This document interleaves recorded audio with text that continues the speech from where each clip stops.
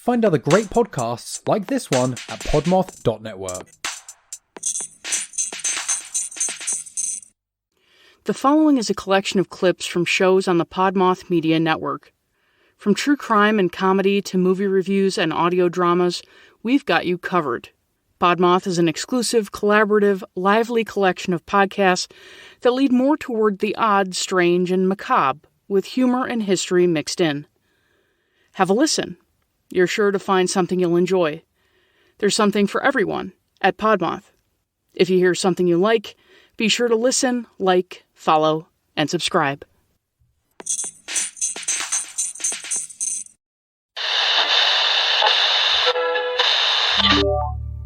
Hello, Ugly Radio. Bottom of the Eighth. Written by Andrew Shanks. Read by Liam White. Aging pro baseball player Greg Nicheski arrived at the stadium to find that his normal position, the right field, had been replaced by an ever so slightly increasing, utterly bottomless hole in the earth. Management of the baseball team refused or ignored to address the issue before the start of the game, and Greg, being the professional he was, shared right field with the sinkhole. He didn't actually seem to mind. Sure, his stats would take a dive for the day, but his averages were trending downward for seasons now. His knees were a nagging, weighted reminder that he was not who he once was. Ever the professional, Greg played his part as best he could, knowing sooner rather than later he would be a footnote in the team's history, a feeling made more apparent with the sinkhole to his left. He had seen maybe 4 pop flies come his way all game. The sinkhole fielded them all. It wasn't until he took the field at the bottom of the 8th inning that Greg was immediately struck by the appearance of a woman standing at the edge of the bottomless crater. Security seemed nonplussed, the crowd's attention barely a register. She looked particularly sad as she eyed the cavernous void. Her eyes were woeful, determined, as she balanced on the tips of feet, letting gravity do the rest, mere seconds away from throwing herself in. Greg, being the professional he was, dropped his glove and approached the woman. He said that no pain in this world was worth leaping into this massive unknown chasm. He praised the ballpark's concession stand and said that the first round was on him if she just took a step back. He said, "It's going to be okay," knowing it was a lie. And the woman knew too. Experts would spend years analyzing her lips, scrutinizing the syllables she spoke, and marking the shape of her mouth, all to hearsay conclusions. But the fans in the stands that day, the ones that cared to notice, attest that they could see a smile materialize on both the baseball player and woman's face. They held each other close and leapt into the void together. They seemed happy doing it, too. The team would end up losing the game 3-7. The sinkhole would be named Most Valuable Player.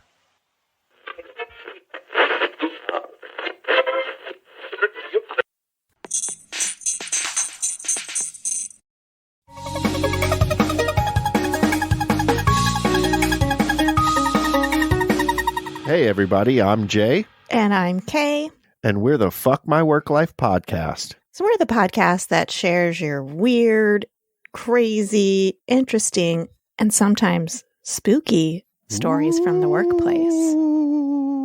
And we have got a spooky workplace story for you today. Hey, y'all. So here's a little story about a haunted restaurant. About 10 years ago, I was a chef and general manager of a Southwestern restaurant in Salt Lake City, Utah. We had taken over a space that had a string of failed concepts within its walls before we took over. For the first few months, I spent close to 80 hours a week in the building as we were building our brand and customer base. I noticed things being off immediately. First off, we opened in the wintertime, but my staff and I would constantly hear what sounded like high school band marching music through the walls, as if it was coming from outside. But if you opened a window or went outside for a better listen, you would hear nothing. Another phenomenon was the elevator doors opening and closing all through the night. We would catch this on camera all the time, open and shut with nobody in the building.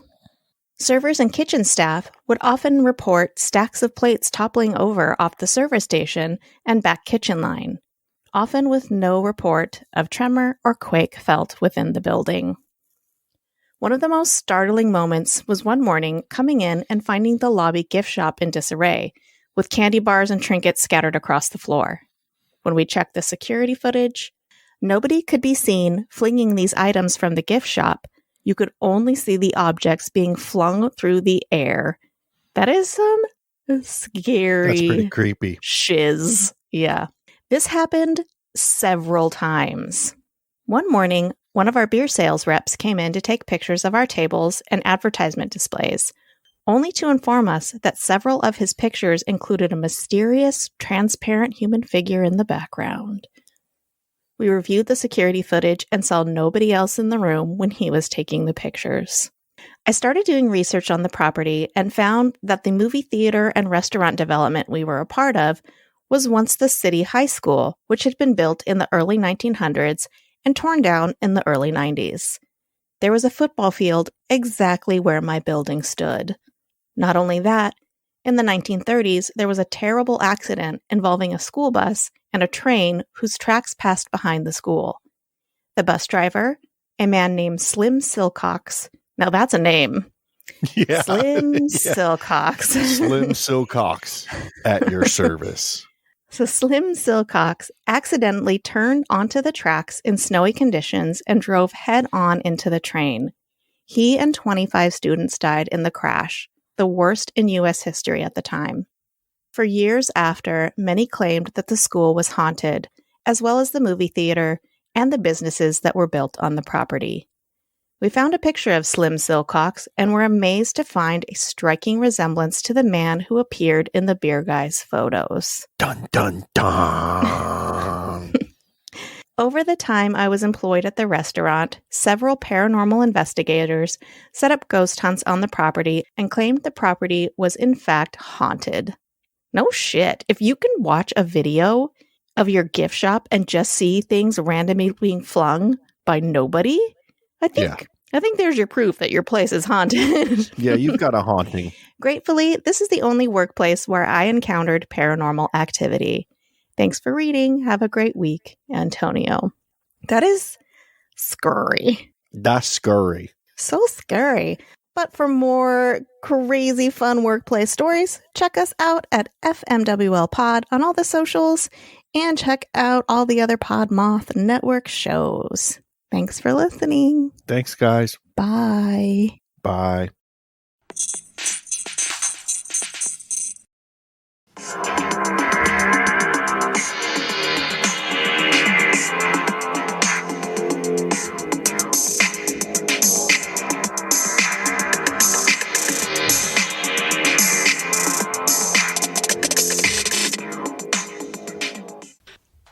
Hello, dear listeners, and welcome back to another episode of the Identity Podcast on the PodMoth Media Network. Your foray into the weird, wonky, and sometimes downright spooky. This week I introduce you to the strange world of early medicinal cures, some more odd than others, and enlighten you with the details of a strange arrangement that actually came to benefit women all over the world. Have you ever been chopping vegetables and cut yourself? Likely you have, but you just rubbed some animal dung into the cut and kept chopping, right? Or maybe you cleaned the cut with soap and water and slathered on some antibiotic ointment and a Band-Aid. Likely you did the latter, but the former was practiced in ancient Egypt. Ancient Egyptians had their medical systems on lock. They were incredibly well organized, and even had different doctors that specialized in different ailments. If you arrived at the doctor with a deep cut, however, you'd likely be treated with lizard blood, mouse entrails, and moldy bread all rubbed into the wound. I'm amazed that many of those treated didn't wind up with tetanus. Oh wait, they did. According to 1500 BC's Eber's Papyrus, donkey, dog, gazelle, and fly dung were hailed for their healing powers. Yeah, I mean, they did often lead to other infections, but research has shown that microflora found in some types of animal excrement actually contain some antibiotic qualities. In Iran, healers would use donkey dung as a way to cure oral ulcers, bronchitis, vaginal infections, and many more ailments with few side effects. The dung was burned, and the afflicted individual would inhale the smoke. This practice has been seen in over 50 countries. Now, at this point, you may be asking me how anybody would manage to collect fly dung. My guess is with a very tiny pooper scooper. Like what you've heard? Find the Identity Podcast wherever you binge and on Twitter and Instagram at IdentityPod. Transcripts, when available, are posted on my blog at theidentitypodcast.wordpress.com.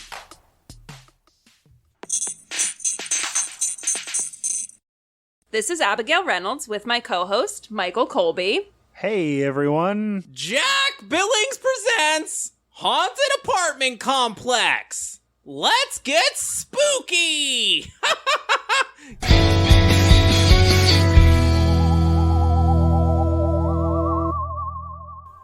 Gar, hey gander on the house. I just don't see anything that doesn't look like it should be there. Jack, give me a break. You're just making this up. I mean, out of all the stupid shit you come up with, a miniature owl living in your face. Do not either of you dare question the existence of my own Scotty Jingle Jive Clive. He'll get so mad. Okay. That's enough of that. There is now spit on my floor. What the fuck, Jack? Yeah, that baddie was on me. I was aiming for Michael's shoe, as a prank. But, he has a ghost body now. Hey, listen, I'll have someone swing on by and clean that up, after this safety club meetup. Don't you worry a single eyelash. Or maybe you could, clean up your own bodily fluids. Well, I mean, that doesn't sound like something I do. But, we'll see. I guess. Yep. So this low-mouth owl has been with me since I was in elementary school. We struck up a little agreement. He would study and give me all the answers for testing and whatnot, and I would allow him to thrive off of my saliva. My very own mouth juice. You know what, Jack? This stuff used to be funny. We'd, sit around and talk about it at the Donut Slut during our morning podcast meetings. But today I'm starting to get kind of worried that there's something truly wrong with you. Yeah. I just really hope my next boss isn't quite so eccentric.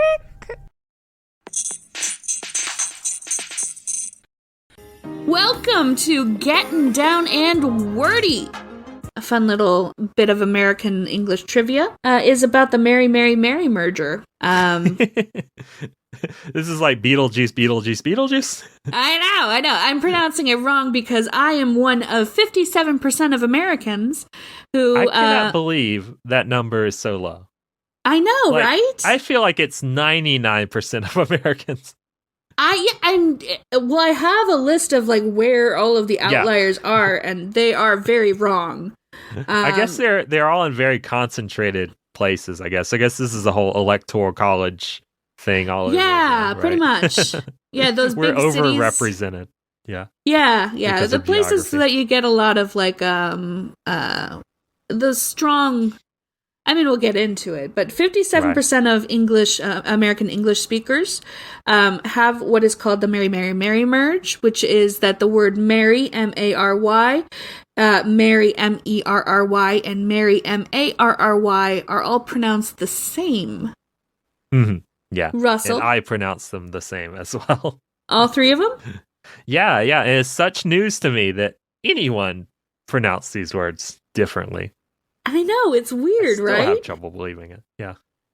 So, 57% of us pronounce them all the same.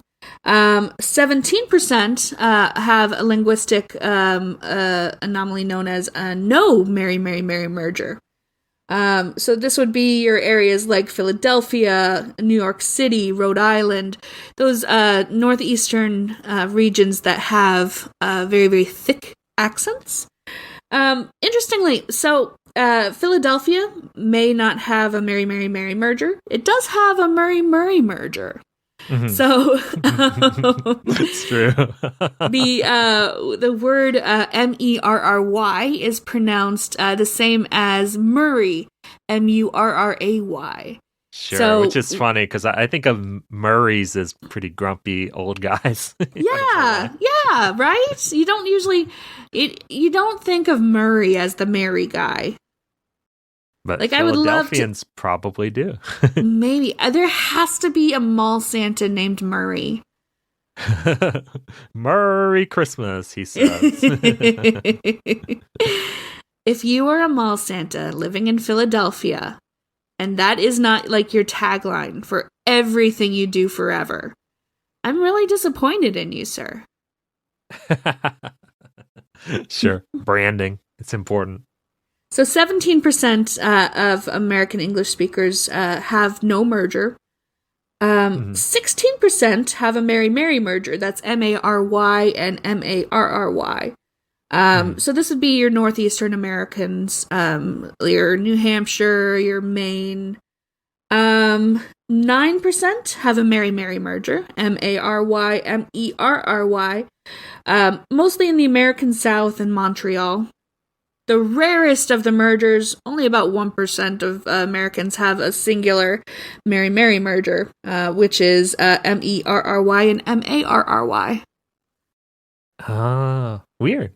Yeah. I know, yeah. So that would be a type of merger where Mary and Mary are pronounced the same, but Mary is not. This does not translate well in audio, does it? Hey guys, welcome to another episode of Addicted to Crime podcast. I'm your host Shelby, and today I am going to talk to you about the unsolved Scottish Bible John murders.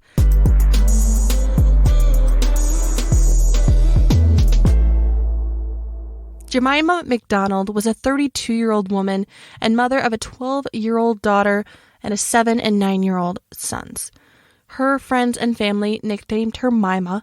She lived in an apartment building at 15 McKeith Street in Bridgeton. She was a lovely woman, and she too loved to dance, and found herself at the Barrel End Ballroom on August 16, 1969. The ballroom was not far from her home, only a mile away, and it was a place she commonly found herself. Her sister Margaret had agreed to stay and watch her kids for her while she enjoyed the night out.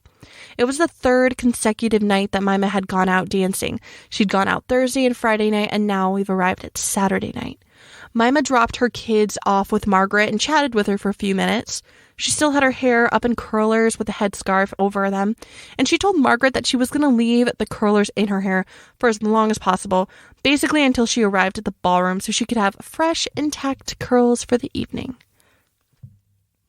She was wearing a, quote, black pinafore dress, white blouse, off-white slingback shoes, and a warm brown coat, end quote. Before going to the ballroom, Mima went to a pub called Betty's Bar. It was only a few feet from the ballroom, and I read that the ballroom didn't serve alcohol at the time, so patrons would first go to the bars, and then they would go to the ballrooms next. Witnesses at Betty's Bar later state that they saw her at the bar, and she was talking to a man with red hair. The man was slim-built, tall, and was dressed in a black suit. Mima then went to the ballroom, and witnesses there stated that she danced with this red-haired man in the suit, the red-haired man in his suit. Even though there was an estimated 2,000 people in attendance that night, Mima and this red-haired stranger were still seen. The witnesses said that this man stuck out to them because everyone else attending was dressed more casually, that he was wearing a black suit with a white shirt, and one witness even said that he had hand-stitched lapels. They also said that his hair was uncharacteristically short for the times, as other men had longer hair, so this guy's short hair really stuck out. Even though he stuck out like a sore thumb to so many people that night, no one had remembered seeing him there before. He was a stranger. Mima and the stranger left together late that night. The last time anyone saw them was on London Road at about 12:30 a.m. before turning to cut across Landistry Street. After Landistry Street, all they would have had to do then is cross James Street, and then they were on McKeith Street, which is the road that Mima's flat was located.